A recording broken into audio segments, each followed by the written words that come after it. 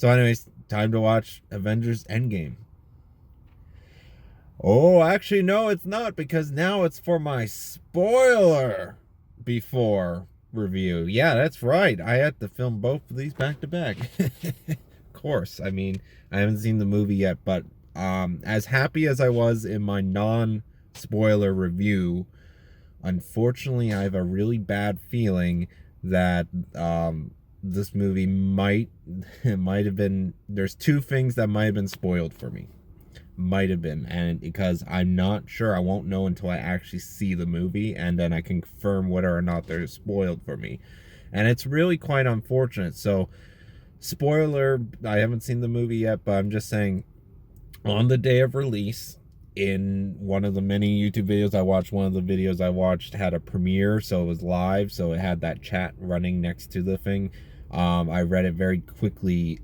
Somebody said Hawkeye dies in Infinity, or Hawkeye dies in Endgame. And the thing is, it could have been a joke. It could have been just a one-off thing. Maybe they didn't see it, but it's like, it's possible. So I don't know if that's been spoiled for me. Kind of be interesting if they do plan to kill off Hawkeye, because as far as we know, he has a family. I don't know if they survived the snap, but what I do know is I could probably guarantee one of his family members went in the snap at least. They kind of, because in the second Avengers movie, they kind of set up for Hawkeye to die. So it'd be really interesting if in Endgame he actually does bite the dust. Not actually figuratively bite the dust, but actually on screen die. I mean, who knows? Maybe Thanos will snap again. Boom, he's dust again.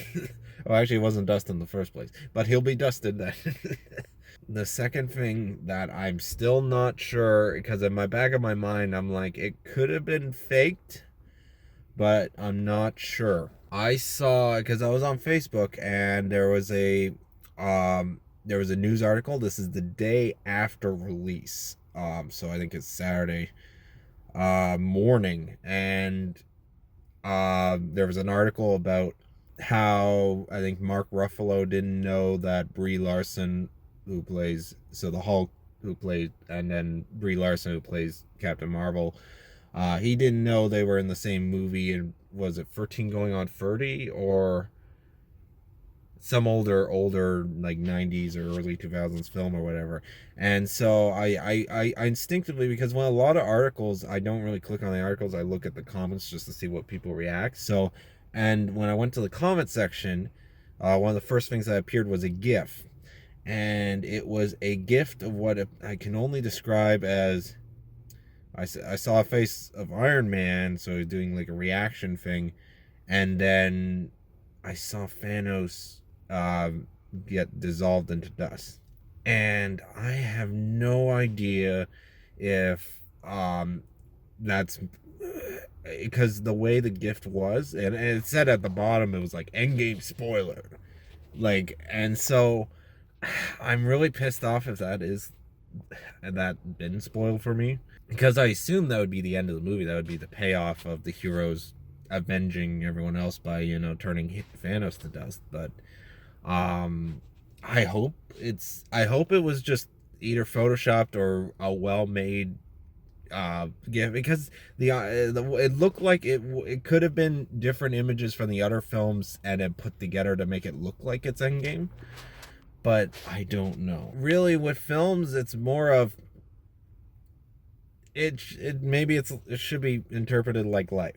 It doesn't matter where you go or where you end up. It's the journey. It's the getting to that point. So at the very least, I have no idea how they get to the point where I assume somebody has the Infinity Gauntlet and uses it on Thanos. I'm really mad that it's like, how do people get, like, if it was the end credit, if it's in the movie, how did someone already have a GIF on it and spreading it through Facebook? Like, damn, the internet works fast. Those are the two things that may or may not have been spoiled for me. I've been trying my best in my mind to dismiss it, or just think maybe it was a joke. Maybe it's, because with digital stuff nowadays, you can almost fake anything. There's talented people on YouTube that, fake, mix, mash up, do things all the time. So it's like maybe somebody prepared that ahead of time just to, freak people out on it. But anyways, I'm super excited to watch Endgame. 3-hour film. It's the longest of the Marvel Cinematic Universe, and I'm excited. I just hope walking into the theater, no one is talking about the movie. That's the problem with movies in general, is that when the last showing ends, the lineup for the movie is usually right in front of it. So it's like people are coming out and they're talking about what they just saw, and yeah. And so I'm a little bit worried. I'm gonna try, maybe staying away from the theater until they've finished cleaning and then go in, because I have reserved seating. It's IMAX 3D, which is awesome.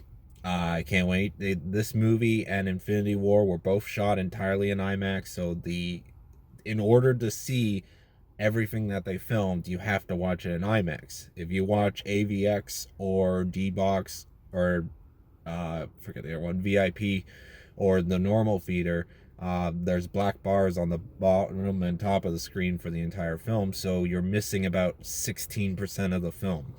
It's kind of a bit, because I mean, all the people who worked on special effects and all that, you don't really get to see their work. So it's like, that's why I always choose IMAX when I can for films like this, especially this film, because the entire thing is IMAX. So the entire film is, wow, so much to see. And I'm seeing it in 3D, so hopefully the 3D conversion is just as good as Infinity War, because that was one of the things I believe I praised about Infinity War, was the 3D was actually pretty good. Here's my speculation: who lives, who dies. Before Infinity War, they announced Black Panther 2 and Doctor Strange 2. So I can guarantee those two characters will be alive by the end of it. Spider-Man is a little more obvious. I'm pretty sure he's going to be alive by the end of this movie, because of Spider-Man Far From Home, the sequel. See, this is why you don't... I really wish Sony didn't show any trailers for Spider-Man Homecoming until a little bit later. Like, they could have pushed the release date, like, for that movie, just so the trailer can drop a couple weeks after Endgame. But whatever. But here's the thing: those are not absolutes, because let's say hypothetically those movies take place before Endgame and before Infinity War, then that would mean Marvel sort of pulled a fast one, because maybe those movies take place before those stuff. So we're not entirely sure, but those are probably safe bets for who lives there. Disney Plus, which is the Netflix version for Disney that they're starting up. They're doing original shows for Loki, Winter Soldier, and Falcon. And then there's Wanda and Vision, or Scarlet Witch and Vision. Those ones I think is going to take place before the movies. And except for, I can see Falcon and the Winter Soldier taking place after. So I'm gonna say those two characters live. Wanda and Vision, it's I don't know, but I'm gonna be hopeful for them. I'm gonna say they're gonna come out alive. And then Loki, I'm gonna say I think he's gonna be killed off. And I think the series is going to be before, or his times earlier on and stuff like that, because there's a lot of time between Thor Ragnarok and For the Dark World, and even time between Thor and the Dark World, the first Thor and the Dark World, that's what I meant, and time before that. So I'm going to say he's dead, confirmed. Gamora is going to be very interesting to see if she's still, like, somehow they bring her back, and I'm going to be hopeful and say she's going to be still alive, because they did confirm Guardians of the Galaxy 3, but the thing is about confirming Guardians of the Galaxy 3 is it's a team, so people are replaceable. So it's not like the name of the Guardian movie was Star-Lord. Then that Star-Lord's coming back for Star-Lord 3, but it's not. It's called Guardians. So there could be crew members of the Guardians that will die or could die. So I'm going to guess and say, out of all of them, They're not going to kill off Groot. They're not going to kill off Rocket Raccoon. I'm going to say they're not going to kill off Gamora, and they're not going to kill off Star-Lord. And I don't think they're going to kill the new one. Was it Mantis? Yeah. I could see, because she's the one of the daughter or adopted daughters of Thanos, or stepdaughter or whatever. Nebula, I think it's her name. The one played by Karen Gillian. I think she's might die, just because she is kind of just directly related to Thanos, or story wise, so it kind of makes sense if maybe she, I don't know, sacrificed her life or something like that to save, or some sort of development like that. So I can see her dying. So I'm gonna guess she's gonna die by the end of Endgame. I guess because of the spoiler, I will guess that Hawkeye dies. I kind of hope he doesn't, but I can see them killing him off. Because they want to keep. I'm sure they're going to keep Scarlett Johansson, so Black Widow is going to be safe. Because oh yeah, she has her own movie in the works. It might be a prequel, but it's I'm gonna say she's gonna be alive by the end of this. Nick Fury, I'm gonna say he's still alive. He's gonna be still alive by the end of it. It's just because, well, yeah, because he's in Spider-Man: Homecoming, or 2, the sequel. So yeah, okay, he's still alive. And then I'm gonna say, Thor. This is where we're getting to the big guns, because they might actually finish them off because of career, or not career, but like because they're gonna kickstart a new thing. So I can see Thor still being alive by the end of Endgame, but I don't think they're going to use him as much for the newer or later on films. So I'm going to say Thor the God of Thunder will survive. Captain America, I will say he will not survive. I believe, as much as it would be great to have him and Robert Downey Jr. and Iron Man, keep going on with movies as sequels and seeing what they do. I know for a fact Chris Evans said as soon as he's done contract-wise, he's done with Marvel. So I can guarantee they're going to have some sort of swan song for Captain America, or ending thing for him in this movie. Iron Man, I'm going to say no. They're going to keep him alive, but he's not. They're not going to, once again, they're going to move away from Iron Man. So they're not going to do any more Iron Man. If they do Iron Man, it's going to be spin-off. Like he's going to be more of a supporting character, and somebody else will take up the mantle for Iron Man or something like that. That's my guess for Iron Man. But if they kill him off, I would probably applaud it, because that's a gutsy move. That's the thing about Marvel, is at this point they've been so successful, had one or two little missteps early on, like Incredible Hulk movie and For the Dark World, things like that, but they were really minor, and they barely fumbled Marvel, because they just kept steamrolling to what they are now. So I'm gonna believe without a doubt that that Marvel could screw up with Endgame. Because at this point, I think someone confirmed that whoever dies in Endgame is confirmed dead, and gone. So it's like they want to move on and expand the universe, and just eventually it's going to be an onslaught of comic book movies of things you've never heard of, or only true comic book fans would even have remembered or referenced or get the reference. This movie is gonna open up everything, I think, for the Marvel universe, and I think that's kind of the direction they need to go, because no more, everything's connected, but it's gonna be so far out that it's like you can't really connect everything. I mean, every now and then there's probably gonna be a major story arc or something, and then the new gang is all back up together to work together until contracts run out and things happen. So it's like, yeah, Endgame I'm quite excited for. I don't know if I forgot any other characters. Oh yeah, War Machine.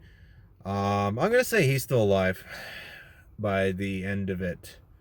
Would he take up the mantle for Iron Man? I'm gonna say he's gonna still alive. Thanos. I'm gonna assume Thanos gets killed off by the end of the movie, and partly it's because of the thing that was possibly spoiled for me. But I just think Thanos, because of his mindset and everything. Let's say Avengers fix everything, they revert everything back. Thanos is just gonna keep trying to redo what he did previous until, you know. So I think it's either he dies or he wins. So it's going to be that mentality with him. But the thing is, Infinity War was sort of centered around him.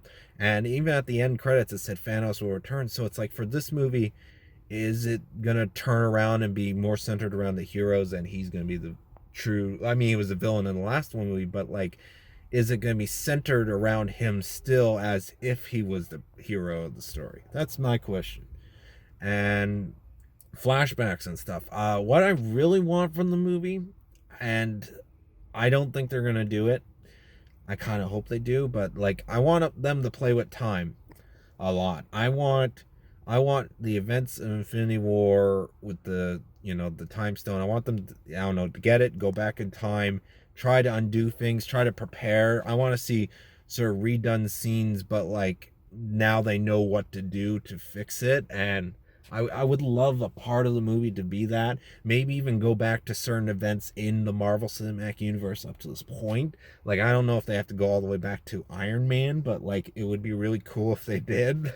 Like, for one scene or something like that. Like, that would be so amazing. I don't know how it would make sense or whatnot, or how much big of a leap that would be, but I don't know. Right, I almost forgot. Captain Marvel, she's obviously gonna live. Can't introduce someone like that one movie and then, kill them off in the next that's not actually centered around her movie. So she's obviously going to be still alive by the end of it. Hope it's able to keep the momentum that Infinity War had. Once again, my theory from Infinity War, at the very end of Infinity War, Doctor Strange, I mean, he saw many possibilities, but he's the one who saw the one that worked. And the one that worked involved him giving up the time stone to Thanos to save Iron Man. I really think that's going to be part of this movie. It's going to, that's my theory, is that he did that to save Iron Man because he know Iron Man was the key to saving everybody, like the good ending, the one he saw, Doctor Strange saw. So when he gave up the time stone, he's like, spare him, I'll give you the stone. So, and Thanos kept his word as far as I can tell. So I honestly think that's going to be a key thing in this movie. I almost forgot Ant-Man side of things. Ant-Man, I'm pretty sure, is going to live. And Wasp, I'm pretty sure she's going to be saved by the end of it. And I'm going to say as well, both Michael Douglas, Hank Pym, and the mother, I forgot her name. The original Wasp in the Marvel Cinematic Universe before the daughter. I think they're all going to live on the Ant-Man side by the end of the movie. But Ant-Man, I'm wondering how he got out of the Phantom, or not Phantom, Time Zone, or not Time Zone. Something zone. Was it Particle Zone? Proton Zone? Whatever he was stuck in at the end of Ant-Man and Wasp. I would love to see how he got out of that. I mean, she did mention before going, when he went in, to watch out for the time warp. I thought it was more of a joke, a reference to Rocky Horror Picture Show, but I think that's going to be the key to how Ant-Man got out of that situation. Time to watch Avengers Endgame. Whew.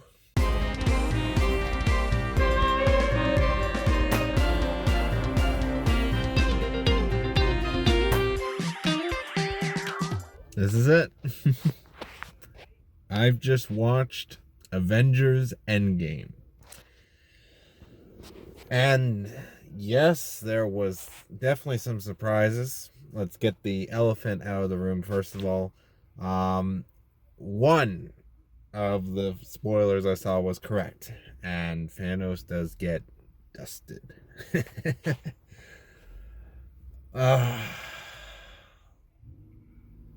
I'm so shocked that they already had a gif of the ending ending thing on Facebook. Like, I mean, within the week, I maybe I could see that happening, but literally the second day, like, Jesus. Anyway, so that was spoiled for me. But I will say, even with that spoiled, getting there was awesome, scary, sad, a little bit of confusion, but what it did was unbelievable. Speaking from the fact that at this point in the Marvel universe, it's kind of hard to outdo one another, and they did it, and in sensory overload, like overload. I always say overload, overload. Basically, the ending. Well, I will say though, it did do everything that I wanted to. Well, actually, no. Well, it mostly did everything I wanted to. It made sense where it went. It was kind of thing. It's like a year, if I spent the year between Infinity War and Endgame figuring out how they would script and how they would end Endgame, I could have probably have came up with a very, very similar ending. Um, a lot of the minor details I would have probably got wrong, but the very basic outline of the story, like very basic, wasn't predictable, but it was you could have probably put that together yourself. Even while watching it, a bit of it, I was like, okay, so they are gonna do this, and then they did this, and then I'm like, okay, so that's the next step's gonna be this, and then yeah. So I guess it was somewhat predictable, but there was so much overload of everything else that was they actually committed to do and what they accomplished. This movie is the victory lap for the Marvel Cinematic Universe. And it's not just a victory lap, it's a victory race on its own. Like the entire race from beginning to end, start to finish. Whatever the amount like is, if it's 100 laps, their victory lap was another 100 laps at this point. So, way to go, Marvel. Actually, first of all, I will say the movie didn't feel. If there's one complaint about the movie, for a 3 hour runtime, it didn't feel like 3 hours. It kind of like all the stuff that they did in this movie did not feel like it was 3 hours. It felt like it was more like 2 hours. Actually, no. The feeling is like it felt like it was really long. Like it felt like I felt like I was watching it for about 4 hours, or no, not 4 hours. Yeah, it felt like I was watching it for about 3 hours and a half, but I only got 2 hours worth of content out of the movie. That's the little thing. Oh, 2.5 hours, I'll say. Yeah, because it just didn't feel it. Like, oh, okay, so at this point in the movie, we're probably about an hour in. Oh, at this movie, we're 2 hours in. I don't know. It doesn't feel like I got 2 hours worth. What's that? We're at the 3 hour mark already. It's ending. It was good. So I don't know what you would get out of that. I felt it shouldn't have, that whole scene with the ship and it running out of stuff and all that. I really felt that shouldn't have happened.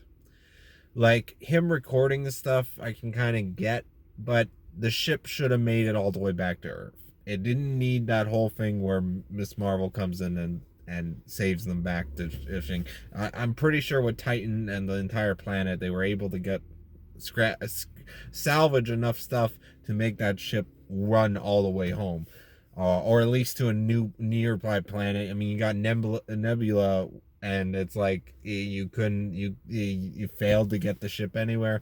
Like that sort of bothered me for the opening. It would have saved some time and effort and stuff just to, you could still have them do the whole speech to the helmet, recording and all that, but have them travel on the way there and then get there.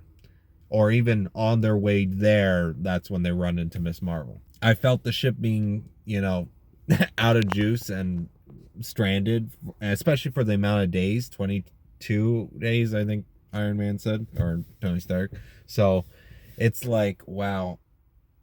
Didn't need to do that. Yeah, so then right after that, it's like the opening to get to the credits. It's like, so the stinger to get to the credits, they're never gonna outdo the original Avengers credit where Nick Coulson's like, okay, who do we call? And Nick Fury puts down the mic and it's like the Avengers appears on the screen. Like he doesn't say a word. Like that was epic and amazing, and no other movie in the Marvel universe I think will have an opening that could even compete on that level. And in this one, they sort of do a Captain America swears, he's like, "Let's get the son of a bitch," and then it goes to Avengers, and I'm like, I guess that worked. I mean, I guess just tone of the movie, they kind of had to do it that way.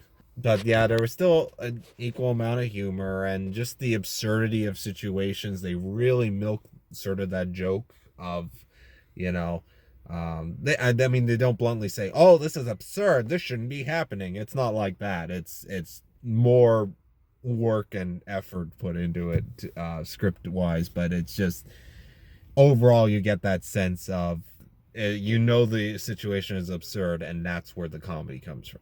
So you already know that going in, so it's like a lot of the dialogue felt like it was sort of hammering that in. But don't get me wrong, it is an extremely great movie, a very great part two. I think I'm starting to think now, when it comes to part ones and part twos of movies like this where the first one ends in a cliffhanger, I think the second movie always is going to feel drastically different than the first one overall. And I don't think there's any way you can escape that. I'm very curious to see if maybe Avatar, because they're filming 4 sequels back to back, if could maybe break that curse. But like, well, it's not really a curse. It's just the way structurally things go. Like for example, Pirates of the Caribbean, Pirates of the Caribbean 2 and 3. The third one feels just a bit different from the second one.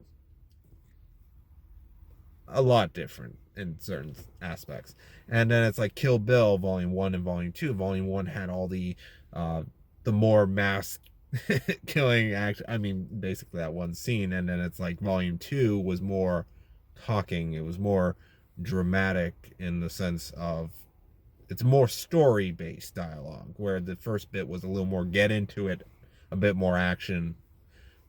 There was still story, granted, but like, so Infinity War and Endgame is the same sort of thing. Infinity War just jumped into the action. It's like they're thrown into the situation. They didn't know what exactly was coming. They knew something was coming, but they didn't know what, so they weren't really prepared. They were taken off guard. It all fell apart. They lost. And then this one, the Volume 2, the Infinity War Part 2, they basically lose hope, and then it's a 5-year time gap, and then it's like, then that little ray of sunshine appears, Ant-Man, and finally they have hope again, that little sliver of hope to undo everything that's been done. I will say the first spoiler for me that actually it was untrue. Hawkeye did not die. But whoever said that in the comment chat, I hate it but I love it at the same time, because the whole movie, if you're thinking Hawkeye is gonna die, or know that Hawkeye is gonna die, when you get to the scene where it's him and Scarlett Johansson, Black Widow, on and Valkyr starts with a V, ends in Soul Stone. I knew right away when they teleported there. I was like, "Oh fuck!" Like I didn't say "fuck" out loud because there's a kid sitting next to me watching this film. But like in my head, I'm just like, oh, Hawkeye's gonna sacrifice himself, and Black Widow's gonna get the Soul Stone. And I was thinking that right, like as soon as I saw that where they were and where they were headed, I was like, yeah. And did anyone warn them ahead of time about the Soul Stone costing something valuable? But I guess if they knew that going into it, then they wouldn't have got the Soul Stone, because they would be expecting that, I guess. But you get to the point where it's like they're talking to one another, and I'm like, I know Hawkeye's gonna sacrifice himself. and they play it up. It's Age of Ultron all over again. It's like Hawkeye's gonna die, Hawkeye's gonna die, and then he doesn't. And then in this movie, he goes to do it, but then Black Widow fights basically Hawkeye for the sacrificing bit. And oh, it almost captured the spirit of the that sacrifice moment from Infinity War with Gamora. Almost. For me, it was just, it worked, but the problem is they did kind of do the same thing as with Thanos, in the sense of music and I think editing. I would love to actually take both scenes, play them next to each other from the sync moment, just to see how closely edited they are. It would not be surprised if it was the same cut camera and everything. Like even the position of Black Widow's body, I wouldn't be surprised if it's the same as Gamora. But before that, if I remember correctly in the order of the film, they actually go back in time to various parts of the movie franchise. And thank you, Marvel. As soon as you started doing it, I was like, this is what I wanted to see. I literally wanted to see. I was expecting it to be the time stone that caused the time thing, but they did mention time for the Phantom, or not Phantom Zone, Proton Zone, whatever. And so I movie wise, I just, the experience overall, I was like, I can't believe they're doing this. I'm loving that they're doing this. And I just almost couldn't believe my eyes, because I'm like, this is what I wanted. And 10 years ago, or not even 10 years ago, when the first Avengers movie come out, and I'm like, oh, this is the pinnacle. It's I don't know if I'm ever gonna feel the way I did when I first saw the Avengers movie, the very first one, because I saw that movie 4 or 5 times. I actually forget memory wise if I actually saw it more or not, but it, oh, I remember in the theater, I'm like, oh, it's not get better than this. And then they go back to certain moments in Avengers, and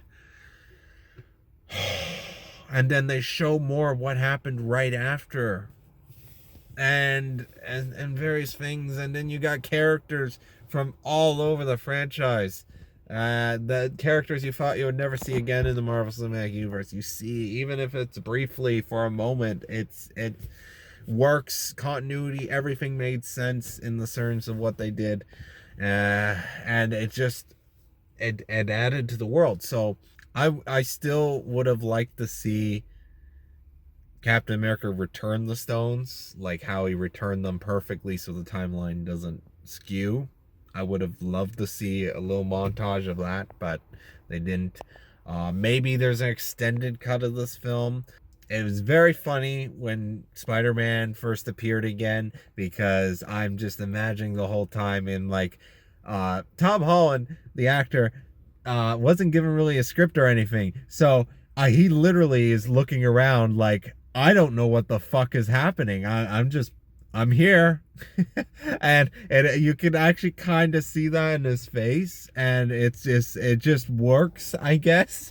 And I'm just, every time he's talking to someone, I'm like, does he even know who he's talking to? Like, is he green screened in? Is that how secret they wanted to keep it away from him? Because Tom Holland, in case you didn't know, he spoiled a lot of the couple other things from other Marvel Cinematic Universe films. So it's like they didn't want him ruining Endgame. It's sort of a meme in its own right. Characters from, I'm glad you get to see more of everyone's favorite from Thor Ragnarok, Korg, and the little thing that's still alive. I forgot his name. Great. Once again, the movie, I don't know rewatchability. I'm gonna be curious, because I was only able to secure one ticket, a single seat, because this movie is packed for the next week or so. And when I went to look ahead for this movie ticket, it was packed. So I was lucky enough just to get me in there with a decent seat, usually very close to where I was usually for a film, my normal sort of seat area. So I need to try and track down tickets and seating, so for me and my mom and my friend to go, so that way because they're all caught up. So I would love to see what they think of the film. Especially my mom, because my mom, I remember in Captain America, the very first one, she hated the ending and all that, even though I sort of knew the ending because I already kind of knew the story of Captain America in the sense that I know he got, during a battle with Red Skull, he got frozen and that. So it going into the movie, I kind of knew what was going to happen ending wise, even though I never even seen the movie or live action version of Captain America yet.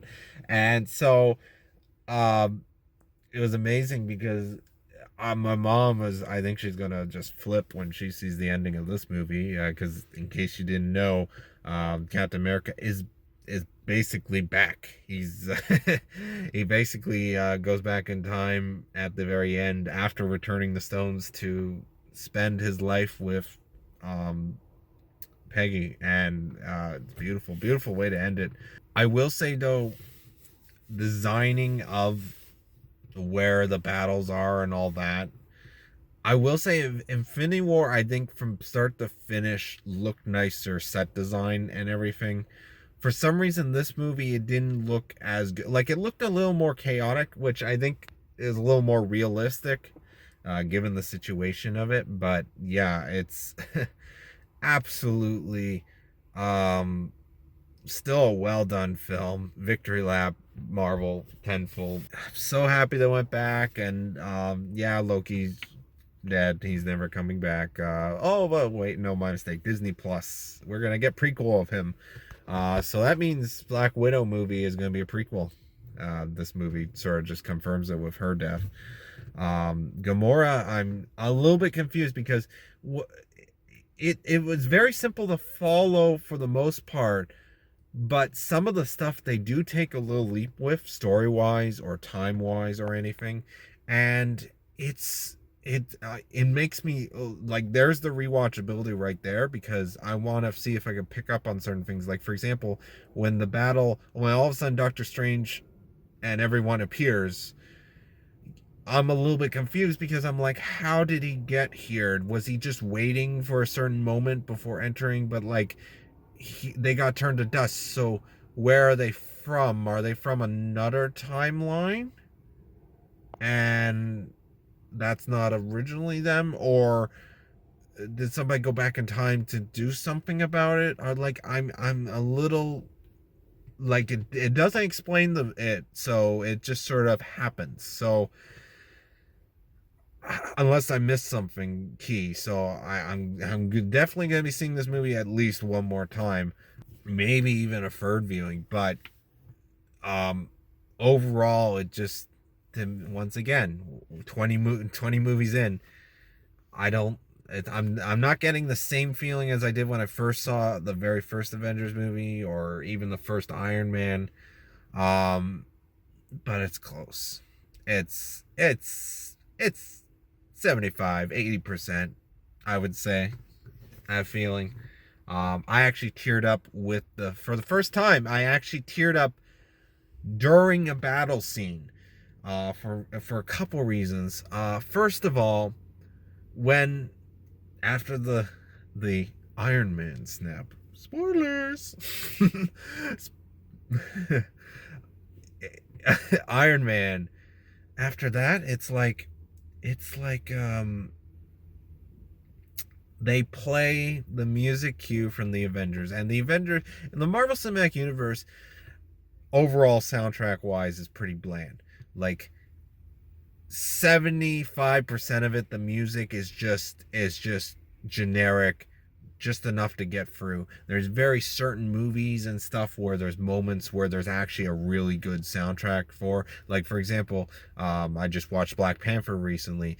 When he sees his father in the sort of the vision dream thing, he sort of kneels, and then the when the father tells him to stand up or whatever, and there's that music cue, and it's such a powerful music cue when he gets up, Black Panther, um to because he's a king, he shouldn't be kneeling. So that's powerful music cue right there. And then or not Iron Man, the first Avengers movie, obvious, probably the thing everyone knows is the Avengers theme, dun, dun, dun, dun, which they do reuse in a couple other films, like for example Infinity War, when Thor enters and you get that heroic, he's here to mess shit up and take take names and or no taking names and kicking ass. Yeah, that's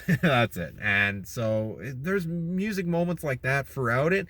And in Avengers, the very first one, there was a scene when Iron Man pulls the missile and up. They play the music and they called it on the track "One Way Trip." And I always loved One Way Trip. When the Avengers came out, and I bought the album after seeing the movie several times, that was one of the tracks that stood out other than the main title theme. And One Way Trip is I love that song. So imagine me 7 years later, seeing this movie and they play that score cue moment. It almost, it didn't really take my breath away. Okay, well, it figuratively took my breath away, not literally. I guess that's what I'm getting at. I was tearing up. I was Sexy Cry, where they do one tear cry but they're all fine. I did the double Sexy Cry, so tears a little bit going down, but I wasn't full on crying, but I was damn close, with various moments, at least two moments. And that was the start of the battle, actually, when right after they entered and they all started charging and they were fighting. I'm like, this is beautiful, this is art, this is amazing. And that's what it was. And it's beautiful. Even though it was sensory overload, and I felt like it's not really cluttered, but it's organized chaos, and each little moment, yeah, it was great, but it was memorable just because you have so many characters on screen at once, so many things to look out for, but it doesn't feel that iconic. Like for example, for entering, what I just watched the movie. I can't even remember. Wakanda. Um, when Thor enters Wakanda for the first time in Infinity War, it's a moment. It's an iconic moment. It just a moment that makes everyone clap in the theater. The Avengers, the very first one, when Loki, they're doing that pose, and Loki's on the floor and he's like, I think I'll have that drink now, and it plays the Avengers theme. Everyone's like clapping. It's like it's an iconic shot and moment.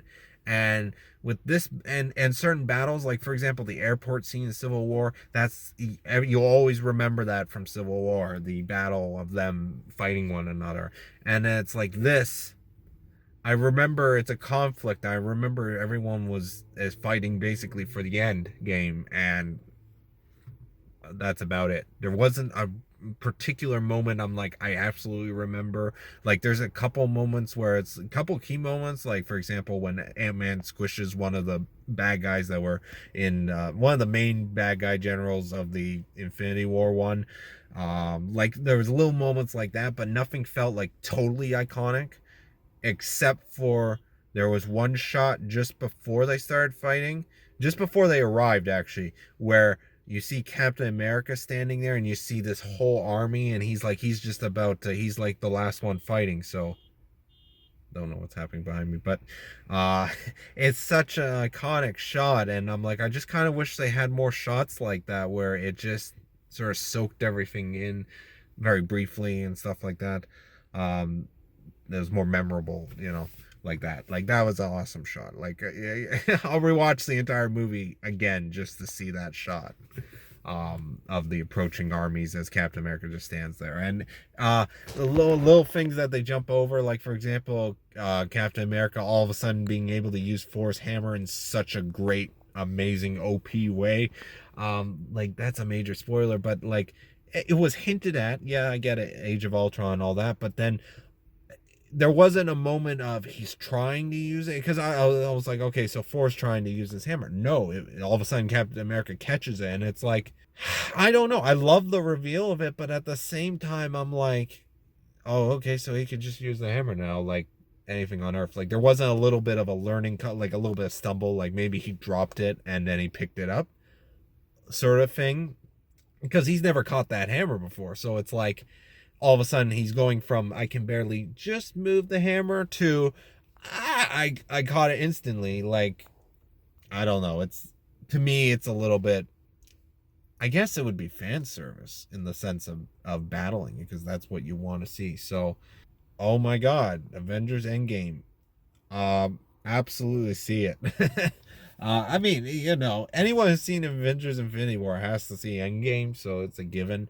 Captain Marvel, I felt like I actually thought she would have more of a part in this movie, but she's the surprisingly the Gandalf of the Marvel Cinematic Universe. Like it reminded me in the final battle when she showed up. I'm like, I just remembered the line. It's like a wizard is never late. He only arrives like precisely when he's needed. And it's like I remember it reminded me of Helm's Deep, where it's like on the on the third day, look to the east, and it's like the sun, and it's like that, but Captain Marvel style.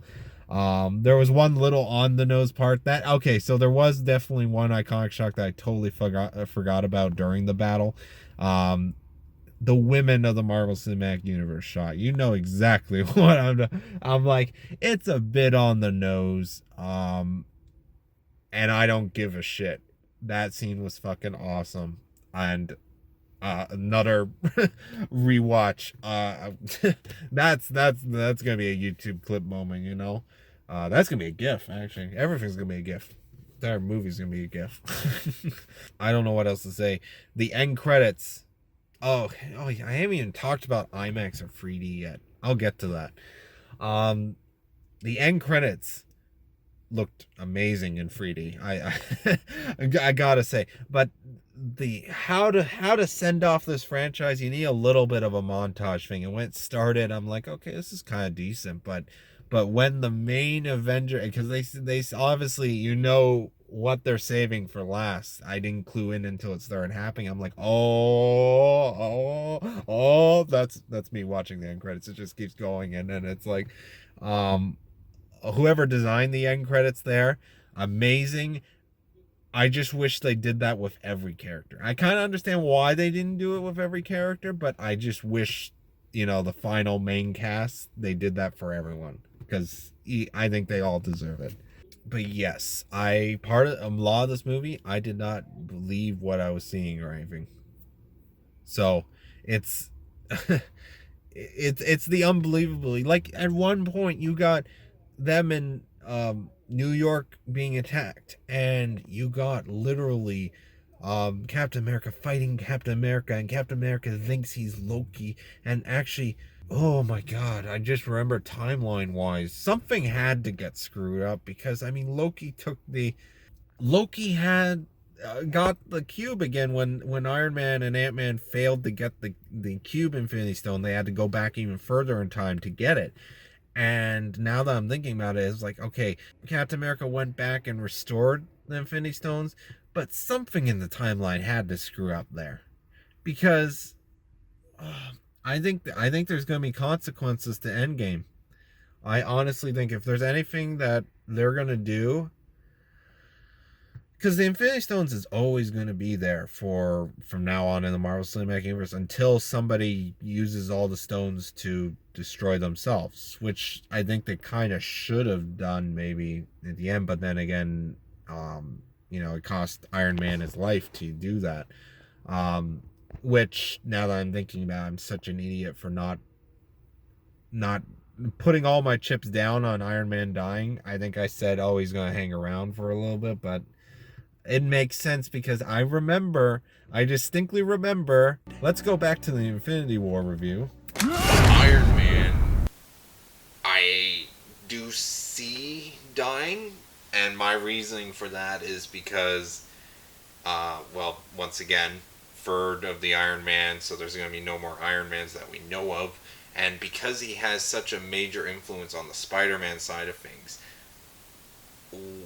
having him die and having Peter Parker know Tony Stark dies, that's it, or being there when he gets killed. Like that would be the equivalent of having his uncle getting killed for the origin story for Spider-Man. So it's like they haven't shown that yet in Marvel Cinematic Universe, that happening, but we already know that happens.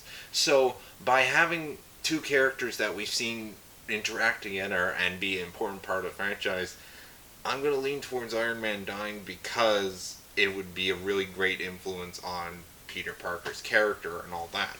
So, and plus, I don't think there's going to be an Iron Man 4. As much as it would be really cool that, because in the Marvel one shot they did set up that that wasn't the real Mandarin in Iron Man 3, and they wanted the and they were basically saying, "Oh, the real Mandarin wants to speak to you."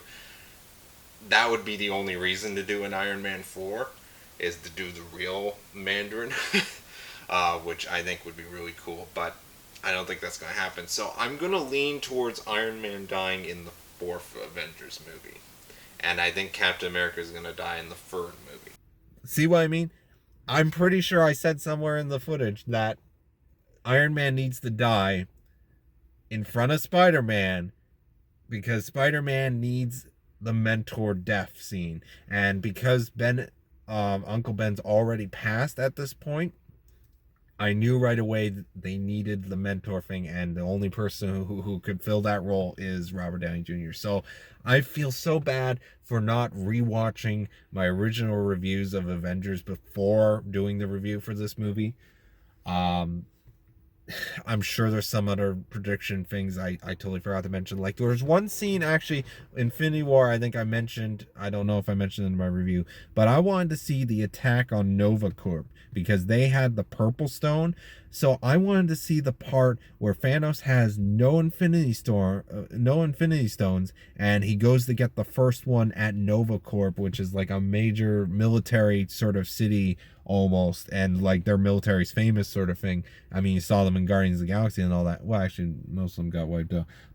But they had some sort of military thing afterwards to guard the stone. I wanted to see him take the stone, and I thought they were going to confront Thanos as he's taking it. But I guess it makes more sense to try and steal the stones way before he gets to the part where he tries to take them. Because he was still in the process of finding them and taking them. But he was... it just... a part of the movie that bothers me is Infinity War sets up Thanos so well. In this movie, because you're going back in time, you don't have that much of a weight because you know him, the one we got attached to as Thanos, as the villain for the Infinity War, died at the ending of this movie. So the one you're seeing is somebody who didn't experience everything that he went through at that time. So the younger version of himself, he hasn't sacrificed Gamora yet. He hasn't done anything like that. And it's like, so you're seeing the version of him that's not well known. He's basically, when you see Thanos later on, he's basically him at the start of Infinity War. Like, you don't know much about him. You just know he's the major bad guy. He's really powerful. He's just doing evil stuff, killing people to get what he wants. That's, you go into the movie knowing that, but then you go on the journey with him. But then it's sad because it's like now the time travel sort of undid that. And it's like, yeah. And actually, now that I think about it, Iron Man had a kid and lived his life for those 5 years or so when after the snap, and it's like the kid wouldn't, because there was that whole scene where it's like, oh, Tony, so Captain America and them try to convince Tony to help them with the quantum realm thing, and it's like the whole scene, I'm just thinking, it's like you're trying to convince him to go and undo everything when he's already set up. Like, I knew that opening shot of the log in the cabin in the lake. I'm like, okay, he has a kid. I bet you any money. And then the very next shot, it's like it reveals he had a kid. It was a daughter, and I actually thought it was gonna be a kid, but just the foreshadow, the thing that was in Infinity War, where I think he said he had a, I'm pretty sure he mentioned son, but I would have to rewatch Infinity War.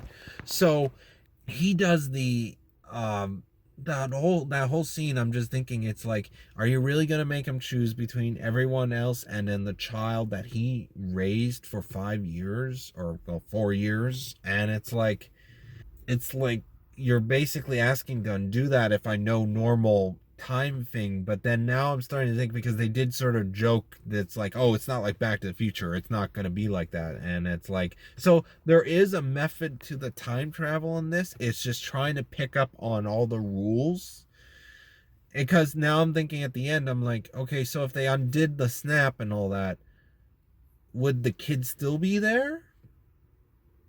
Is in another reality the kid's not there? Like, the problem is, when opening up the time warp, you're definitely gonna lose some things, or not things, but like, you're gonna definitely, things are gonna change.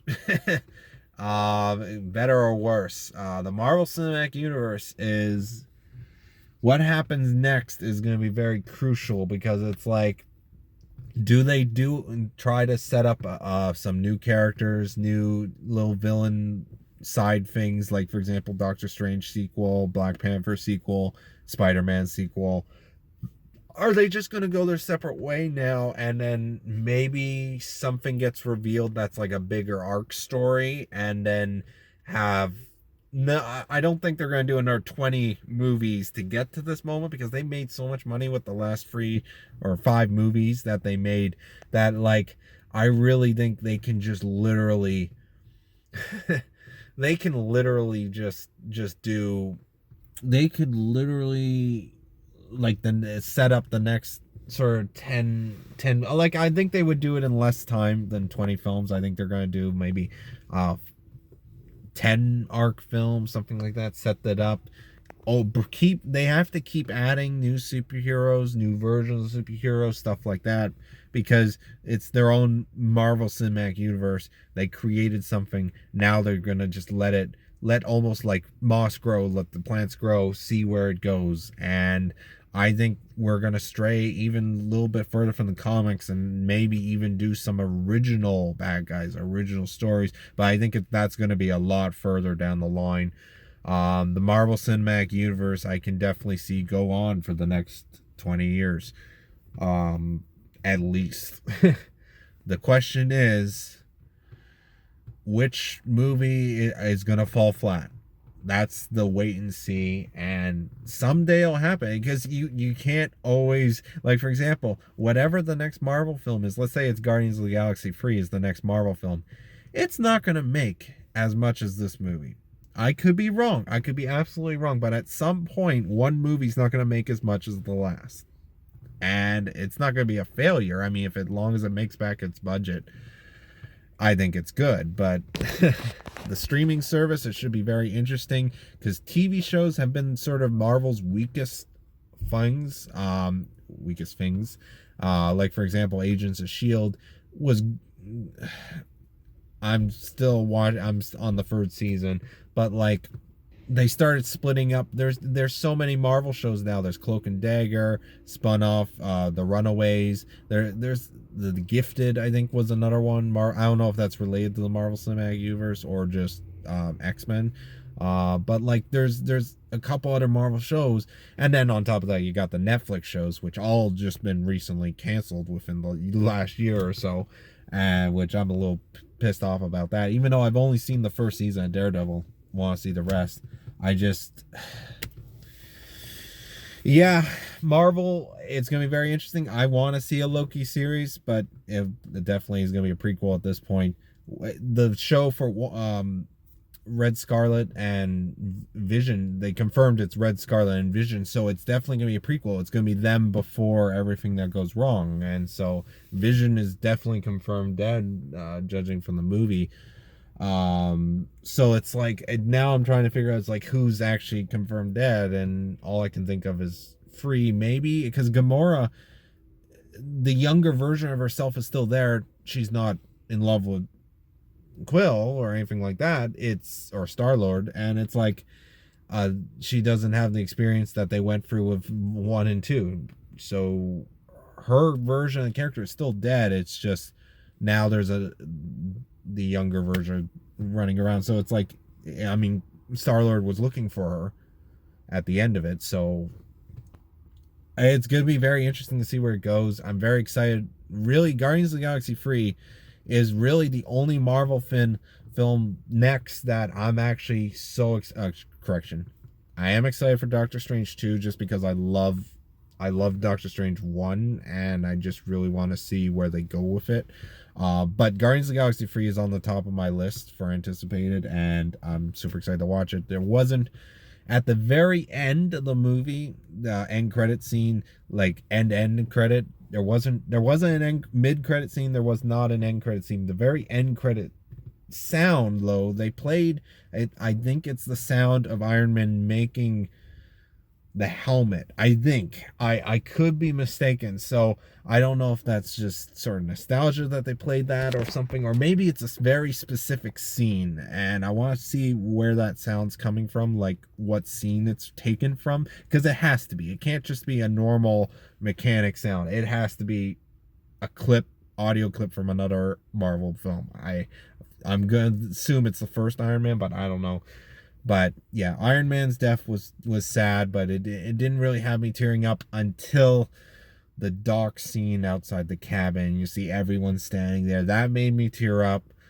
Um because it's beautifully shot. It hits you in all the right feels. Like, this movie did everything right and everything just made sense with it.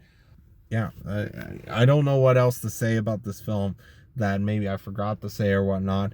But actually, that's right. They can't destroy the stones because the stones in their timeline was already destroyed. So Captain America had to return the stones to the other timeline. Otherwise, that timeline would get screwed up. So theirs is kind of reset, but not really, because the time stones in that universe is now gone. So I don't know. It's